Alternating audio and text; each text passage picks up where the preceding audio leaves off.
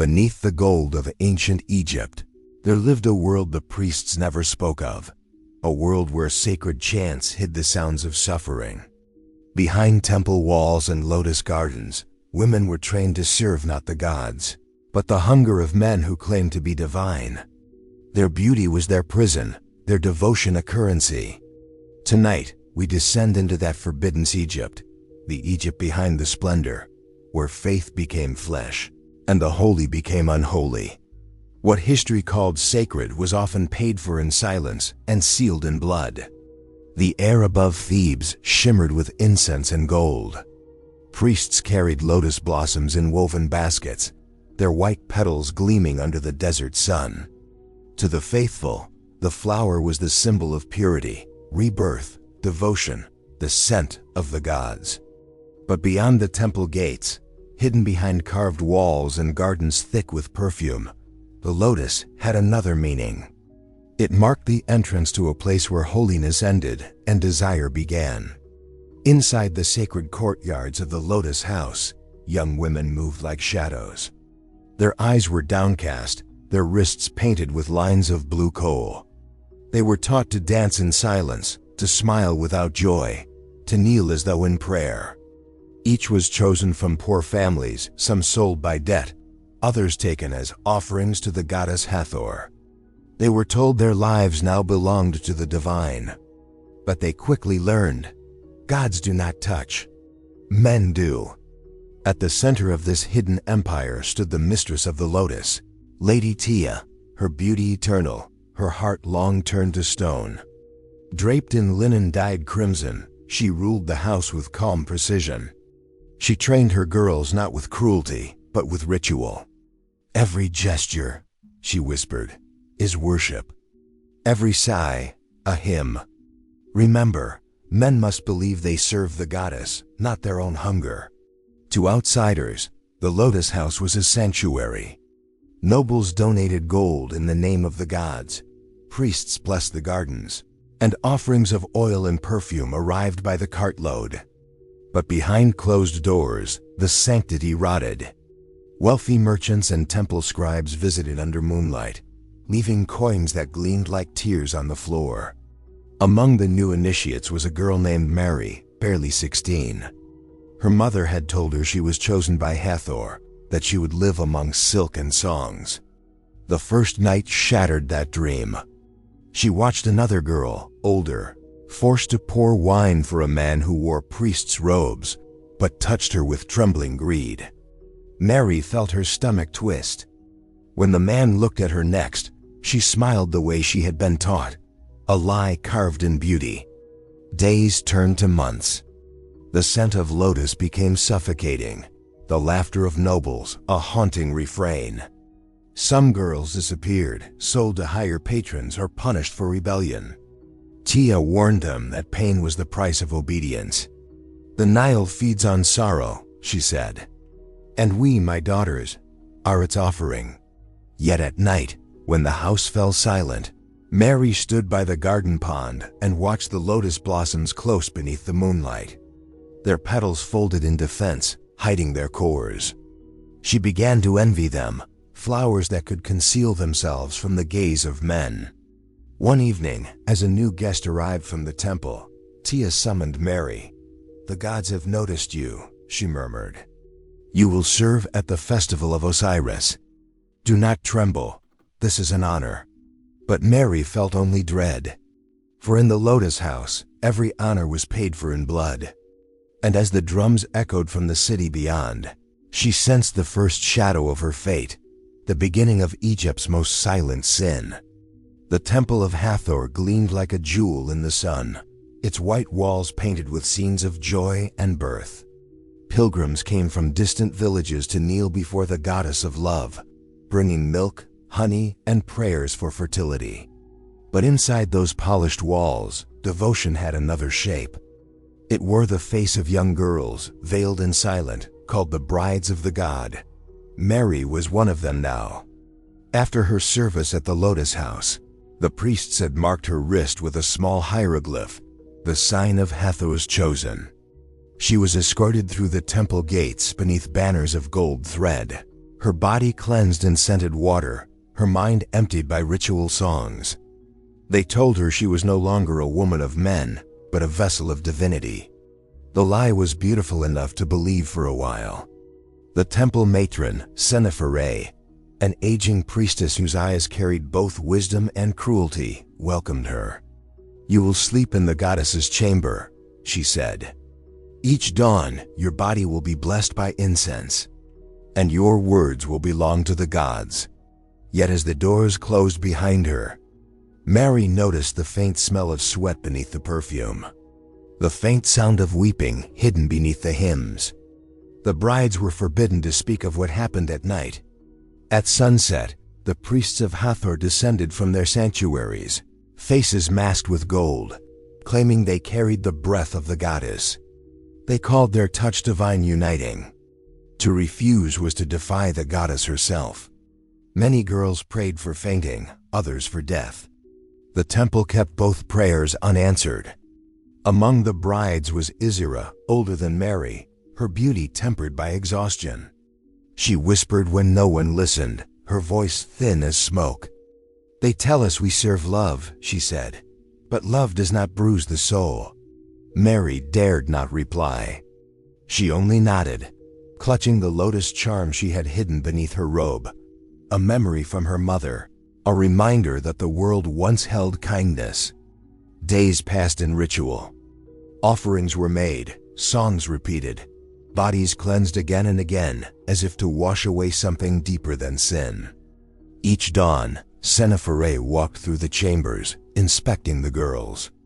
When one failed to sing or smile, she was taken away to repent. No one saw her again. Mary began to understand the pattern, how faith was used as a chain, how the gods were silent because men had stolen their voices. One evening, while she cleaned the altar, she found a small parchment hidden behind the statue of Hathor. The ink had faded, but its words trembled with forbidden truth. "The goddess does not demand your flesh. The god demands your fear. When fear dies, so does his power." The message was unsigned, written perhaps by a scribe long dead. But those words ignited something inside her, a quiet defiance, fragile as a candle in wind. That night, when the masked priests came again, Mary did not cry. She looked at them with hollow calm, her silence sharper than any blade. For the first time, she saw them not as gods, but as frightened men drowning in their own lies. When dawn came, the temple bells rang hollow, their sound thin and broken. And somewhere deep within the heart of Hathor's sanctuary, a girl who once believed in gods began to believe instead in truth. A truth that would soon lead her into the darkest chambers of Egypt's hidden empire. The temple gates closed behind Mary, but freedom never came. Her devotion had been tested, her faith twisted, and when her beauty began to draw too much attention from nobles, the priests found a new use for her. One night, she was summoned by Pharaohs and told her service to the gods would continue under a patron's care. The patron was not a priest, but a nobleman. Mary understood what that meant. She was sold. The chariot carried her through narrow streets lit by oil lamps, past the whispering markets and into the quarters of Thebes reserved for the wealthy. There stood a grand house, fragrant with incense, guarded by silence. Its walls were painted with scenes of laughter and luxury, a lie so perfect it almost concealed the truth. Inside, women lounged upon cushions, their bodies glittering with oils. They smiled when spoken to, moved when ordered, and disappeared when their patrons grew tired of them. The place was called the House of Perfumed Chains. It was a name that masked its reality, that beauty here was captivity and obedience was survival. Its mistress was Lady Tia, the same woman who had once ruled the Lotus House. Her presence was unchanged, graceful, unreadable, terrifying. She greeted Mary with a smile that held no warmth. "So the gods send you back to me," she said softly. "Do not fear. You will learn again how to please them." But the gods had nothing to do with what came next.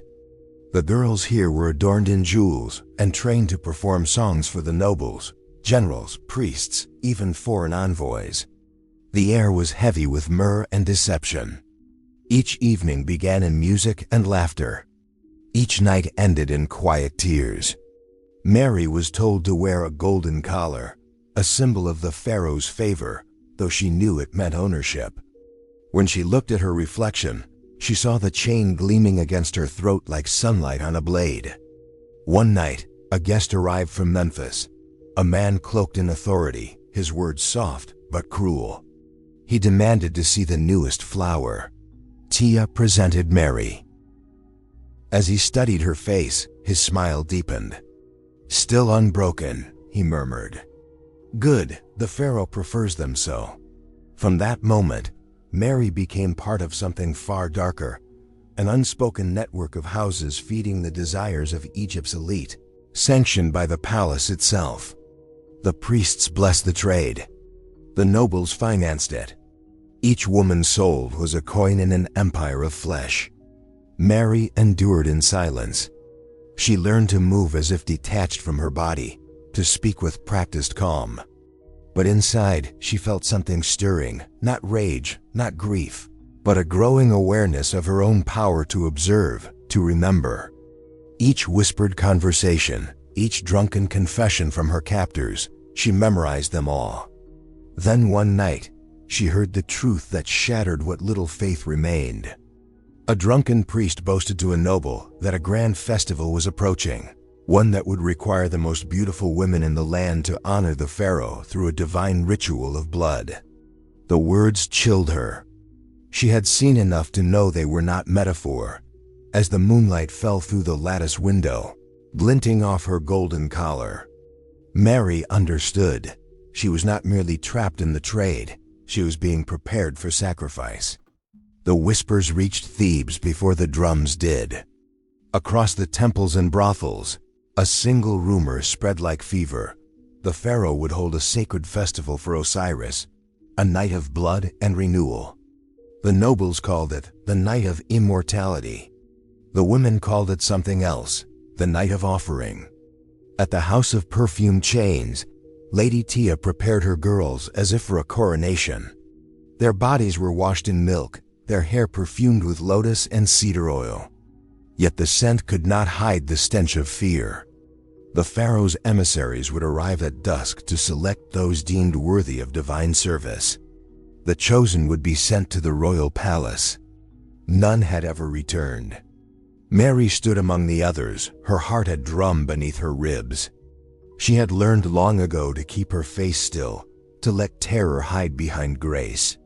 But tonight, something in her trembled, not from fear, but from a strange, growing defiance. When the emissaries arrived, their procession was silent, their faces masked in gold.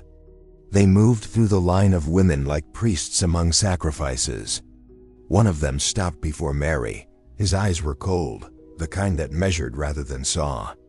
He lifted her chin with 2 fingers, examining her as one might inspect an offering bowl. Then he nodded once. "Her," he said. The words sealed her fate.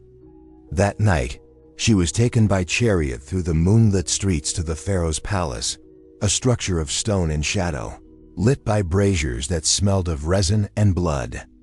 Within its walls, hundreds of servants moved in silence, their eyes lowered.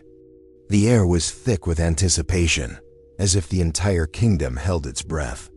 Mary was led into a vast chamber filled with golden altars and crimson draperies. The priests of Osiris chanted, their voices low and rhythmic, summoning the god of death and rebirth. At the center of the hall stood the pharaoh himself, his body painted in gold dust, his eyes sharp with the madness of one who believed himself divine. He raised his hands. "Tonight," he proclaimed, "we give to Osiris what is most perfect in this world, beauty, purity, and devotion. Through their offering, Egypt shall never die." The chants grew louder. Mary was pushed forward with 2 others. They were adorned with garlands of lotus and bracelets that clinked like chains. The priest poured wine upon the altar, dark, thick, almost red, and signaled the ritual to begin. What followed blurred into horror. The women knelt before the pharaoh, told to recite prayers as incense coiled around them like smoke from the underworld. A blade flashed in torchlight, ceremonial, gilded, as the first scream broke the illusion of sanctity. Mary did not cry. She watched the priest's trembling hands, the pharaoh's distant stare, and knew that even the powerful were prisoners of their own delusion. She whispered a prayer, not to Osiris, but to the Nile itself. "Carry me away when it ends." When the torches dimmed, the hall was silent except for the dripping of liquid upon stone. By dawn, the palace servants carried covered bodies toward the river. The priests called it, returning them to the gods. But the Nile did not bless them, it swallowed them. And beneath the current, Egypt's sins began to drift, unseen yet eternal. Dawn broke over Thebes like an accusation. The air was heavy, sweet with incense and rot.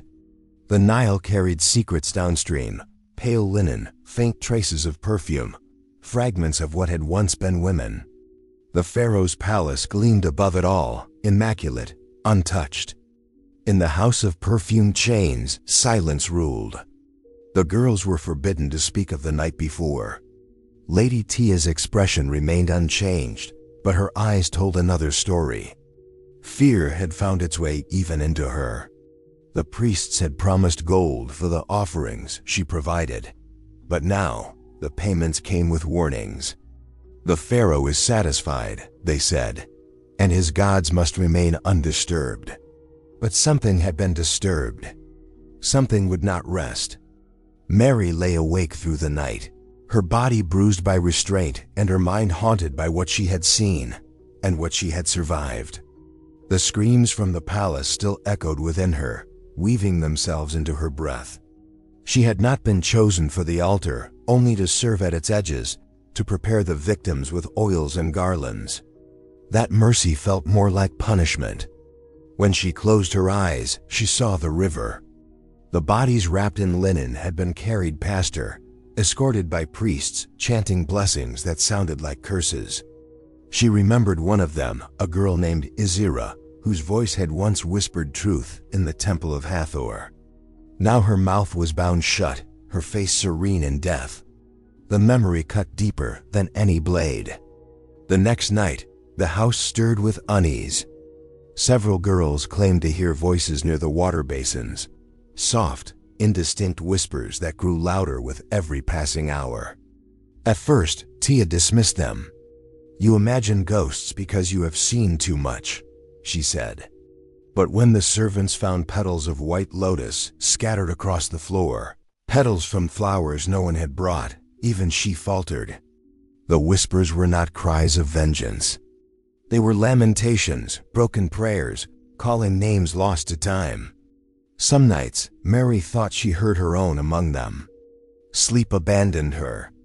She began wandering through the garden after dusk, tracing the edges of the lotus pond where she once envied the flowers. Now they frightened her, their petals seemed too pale, their fragrance too strong. The air itself felt restless. One night, she found something half buried in the garden's edge, a bracelet of gold inscribed with the symbol of Hathor. It belonged to Izira. Mary held it to her chest, trembling. The dead, it seemed, had not gone quietly into the river. The next morning, Tia gathered the girls. Her voice was thin, brittle. "There will be purification rites tonight," she said. "The gods demand silence. Those who speak of spirits will be punished." But as dusk fell, the chants meant to drive away ghosts only invited more. The incense smoke curled like hands reaching for the living. One of the younger girls collapsed, whispering a single phrase before fainting. "The river remembers." Tia turned away. Mary did not. She knelt beside the girl, wiping her tears, and for the first time spoke aloud what everyone feared. "They're not gone," she said quietly.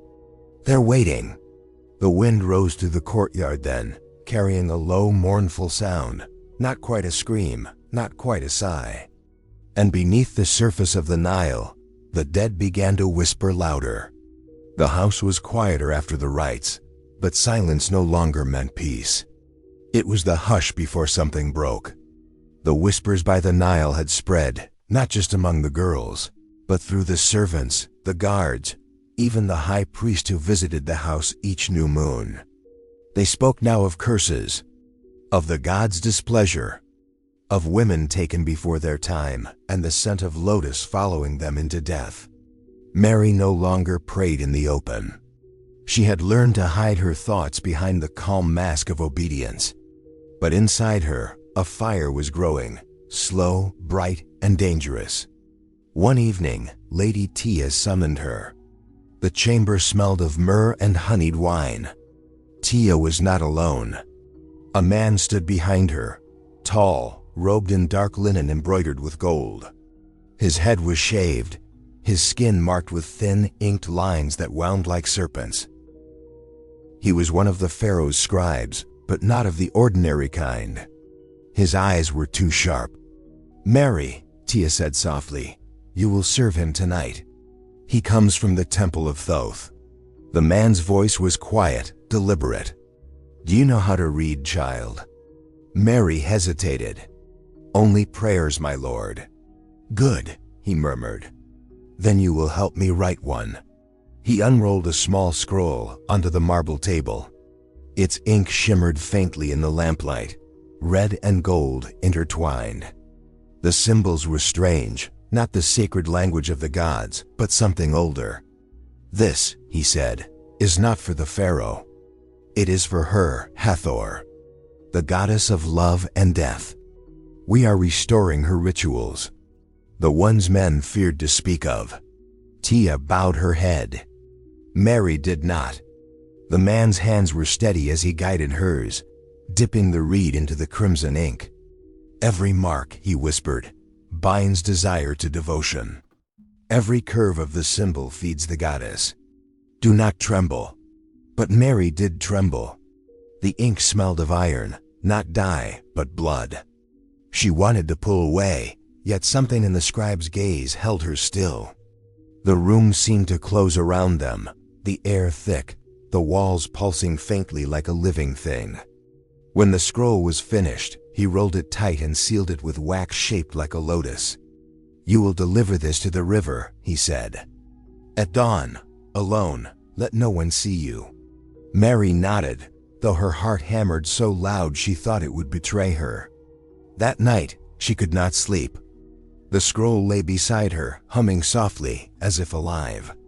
She thought of the whispers, of Isora's golden bracelet, of the scent of death hidden under perfume. And she knew, whatever words she had written were not prayers. They were a summons. Before dawn, she crept to the river. The world was silver and blue.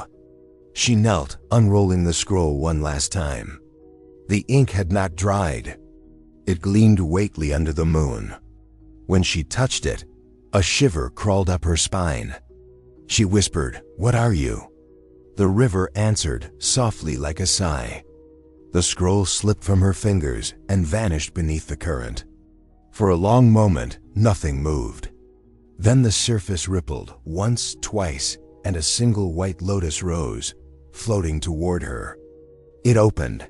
Inside, the petals were stained with blood. The temple had begun to rot from the inside. The sweet smoke of incense no longer hid the stench of sweat and wine. Every corner whispered corruption. Priests who once prayed in silk now feasted like gluttons, their altars cluttered with gold and spilled offerings.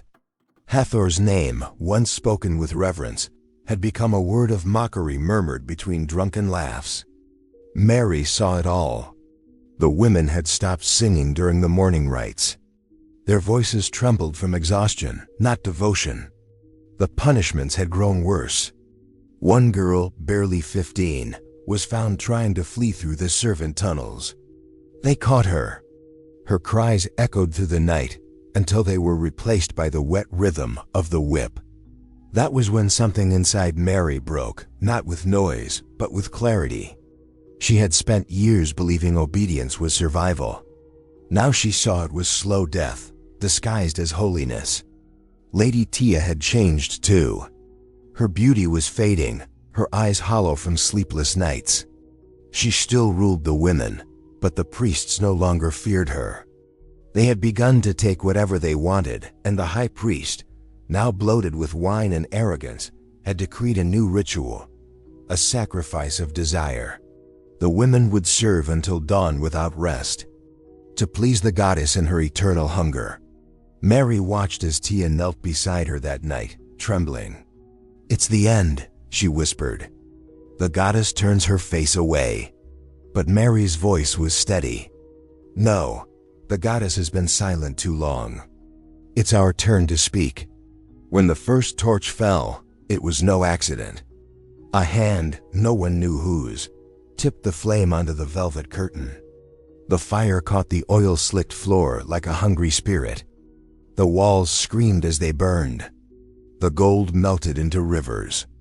The statues cracked and bled molten tears. The priests panicked, shouting prayers that no god heard.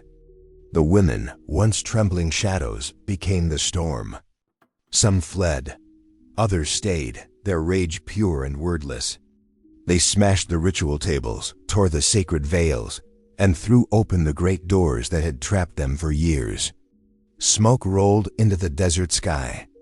From the city below, the people watched the goddess's temple burn, the same temple that had taken their daughters. Mary dragged Tia through the chaos, coughing, eyes streaming from the heat. The roof began to collapse, the marble singing under the weight of fire. Outside, the night air hit her face like a revelation. Behind her, the great statue of Hathor, smiling, golden, perfect, cracked down the center. Its head fell, shattering against the steps.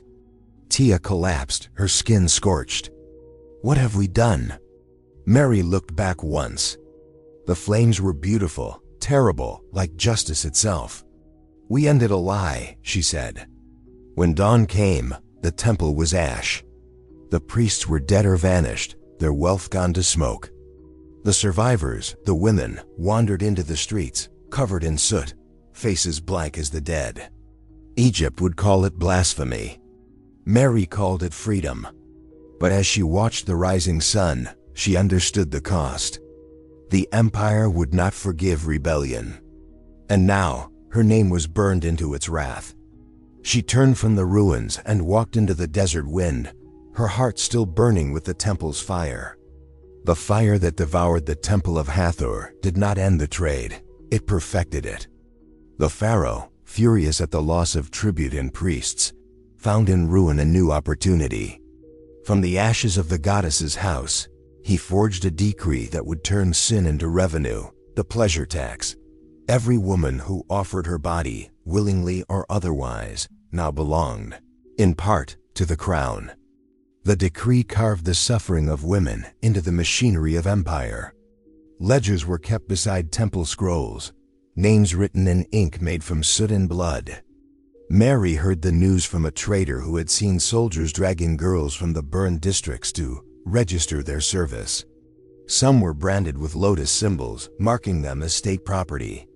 Others vanished into the new houses being built under royal supervision, pleasure halls disguised as shrines of devotion. What began as ritual had become industry. Mary lived in hiding among the laborers repairing the northern quay.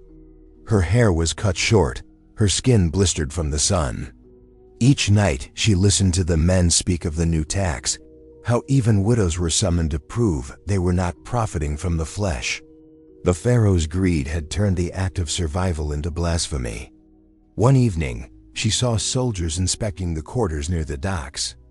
A boy whispered, "They're counting us now like cattle." The soldiers carried parchment and chains. They spoke of quotas, of numbers that pleased the treasurers more than the gods. That night, Mary found an abandoned chamber beneath the wharf where smugglers once hid spices. There, she spread the scrolls she had stolen from the temple, sacred decrees, private confessions, and one document marked with the seal of the high priest. It detailed the transactions between the temple and the royal treasury, proof that the priests had long sold the goddess's daughters for gold. She read it by lamplight, her hands trembling. The words were worse than any scar, The women are not citizens. They are offerings, and offerings belong to the divine. The Pharaoh, being divine, may claim his portion. Mary's breath caught. The same logic that had justified their bondage now justified an empire's greed. In the following days, she began copying the text onto fragments of papyrus, hiding them within bundles of grain traded upriver. She hoped the truth would travel faster than the soldiers, that someone, somewhere, would read and remember. But the Pharaoh's reach was endless. His officers patrolled the markets, demanding taxes from the very women they had enslaved. The poorest paid in flesh when coin failed. Mary watched one woman dragged away for refusing payment.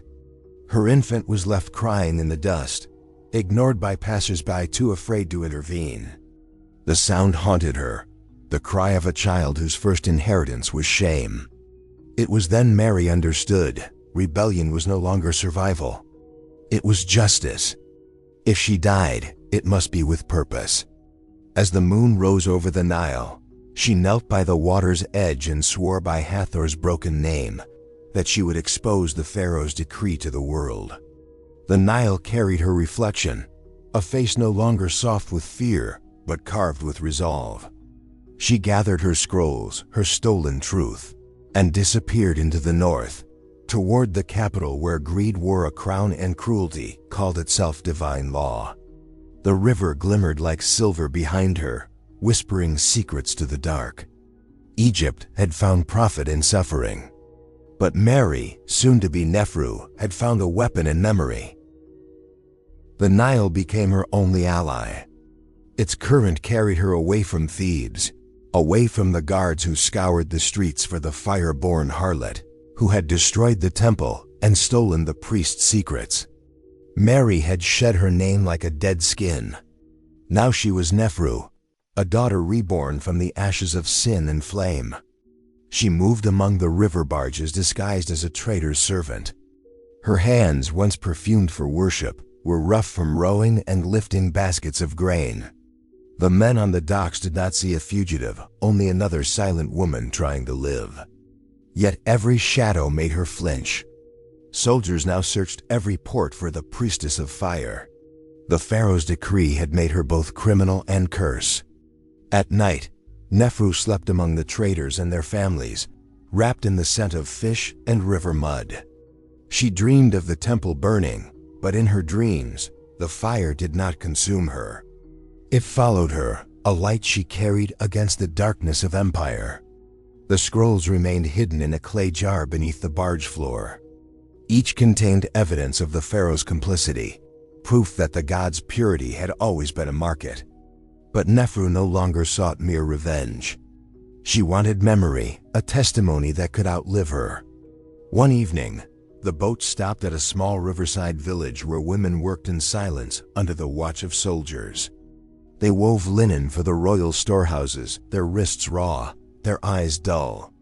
Nephru spoke to one of them, an older woman with scars along her back. "They say you came from the south," the woman murmured without turning. "There, the Pharaoh's men burn women who refused the tax." Nephru's jaw tightened. "Then we burn their lies." The woman met her gaze for the first time, a faint spark of understanding between them. She whispered, "Be careful, daughter of the Nile. The gods listen to brave fools." That night, as Nephru continued her journey north, she watched torches glimmer along the riverbanks, patrols hunting smugglers and rebels. She remembered the temple girls, the laughter of priests, the cries behind closed doors. Each sound became fuel for her resolve. But the empire's eyes were everywhere. At the port of Perbast, a young guard stopped her. He questioned her accent, her silence, her calloused hands that still bore traces of gold dust. She lied, saying she was a widow. The guard smiled cruelly. "Widows are taxed too." When he reached for her, Nephru's composure shattered. She struck him with a clay pot and fled into the alleys, the alarm rising behind her like thunder. She ran until the sound of water swallowed the noise, the eternal pulse of the Nile. Kneeling at the river's edge, She pressed her palms into the current. "If I must die," she whispered, "let the river carry what I could not speak." She released a fragment of one scroll into the water, words inked with the truth of Egypt's corruption. The parchment drifted away, a silent rebellion written in reeds and silt. By dawn, she had vanished into the papyrus fields. To the fishermen who glimpsed her there, she was only a figure of mist, walking where the river met the morning light. The Pharaoh's men would later tell tales of a ghost woman who carried forbidden words down the Nile, a curse upon all who bought virtue with blood. But she was not a ghost. She was memory refusing to die. Nephru, the daughter of the Nile, was moving toward her fate. The festival of Osiris began with drums. Their rhythm echoed across the river like a heartbeat of the dead. Every year, the priests reenacted the god's drowning, casting offerings into the Nile to symbolize rebirth. But this year, the offering would be flesh. Nephru had been caught 2 nights before, betrayed by a ferryman who recognized her face from a decree nailed to the port walls. The soldiers had dragged her through the streets, her hands bound, her mouth filled with river mud to silence her cries.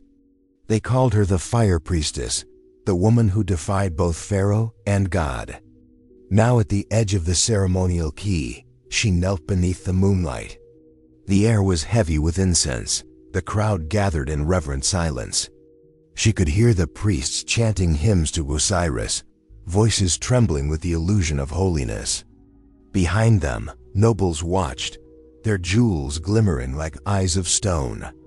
The high priest approached, the same man whose decree she had once copied with trembling hands. His robes shimmered white, but his breath stank of fear. "You were chosen by the goddess," he whispered, almost tenderly. "Do not fight the judgment of the river."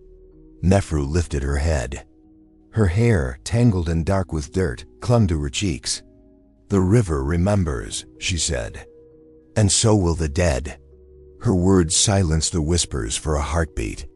The priest faltered, then signaled to the guards. They bound stones to her wrists and ankles, not to kill quickly, but to ensure the body would sink unseen, denied burial. The crowd bowed their heads as if in worship, but many could not look. They had seen the taxes, the chains, the girls dragged from their homes. They knew what kind of god demanded such offerings.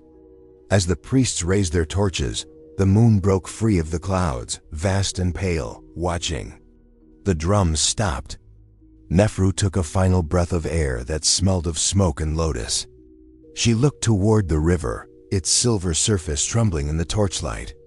"Osiris," she whispered, "take my body, not my voice." The guards pushed her forward. The splash was soft, almost graceful. For a moment, she floated, the moon reflected perfectly in her eyes. Then the stones dragged her down, slow and merciless.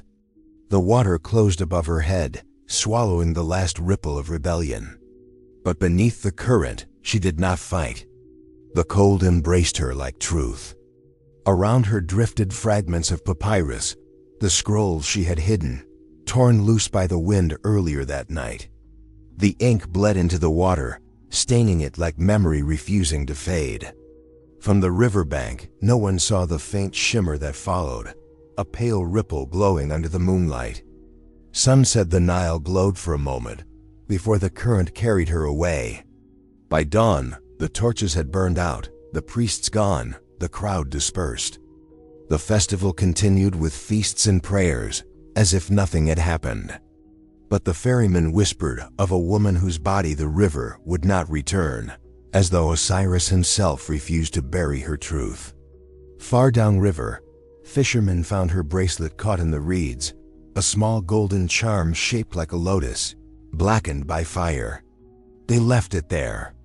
The Nile moved on, silent, eternal, carrying with it the story of a woman who drowned not in sin, but in defiance, her body lost, her truth immortal. And so ended Egypt's most unholy trade, not with decree or war, but with one woman's final breath beneath the drowned moon.